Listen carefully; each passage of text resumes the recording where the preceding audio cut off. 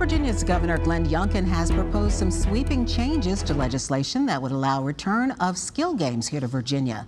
Businesses said these games gave them a lifeline during the pandemic and asked these games be allowed to return. But as our Cameron Thompson reports, these business owners are not happy with what the governor is proposing.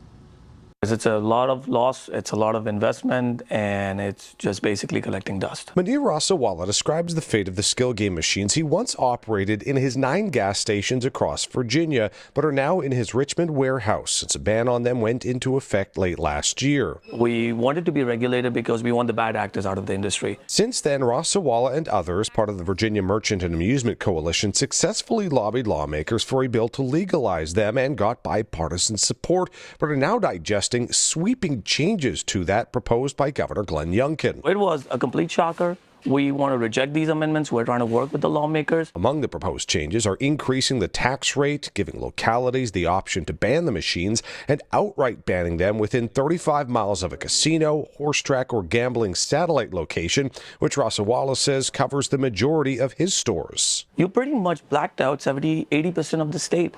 So whose interest is actually being protected over here? The people who are concerned about skill games, or the people who are just concerned about casinos making more money? This is a complete rewrite of this bill. Bill sponsor, Democratic State Senator Aaron Rouse, says Youngkin only started talking to him this weekend about the changes and criticized one change to the agency that would oversee the games, which he says would create a 1.5-year delay. The governor's amendment is just a slap in the face to thousands of small businesses throughout our Commonwealth. I'm hoping that the General Assembly will receive it well. I think it puts together a much better bill. Youngkin had expressed concerns about legalization throughout session and says the amendments address them and allow things to move forward. We think citizens should have a say.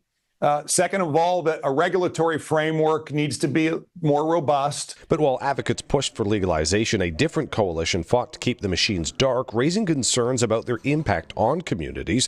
In a statement, Virginians Against Neighborhood Slot Machines said what the GA passed would have allowed, quote, an unprecedented expansion of gambling in Virginia.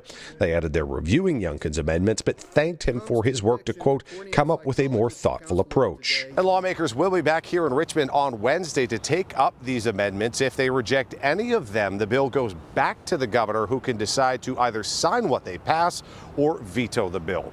At the state capitol, Cameron Thompson, CBS 6 News.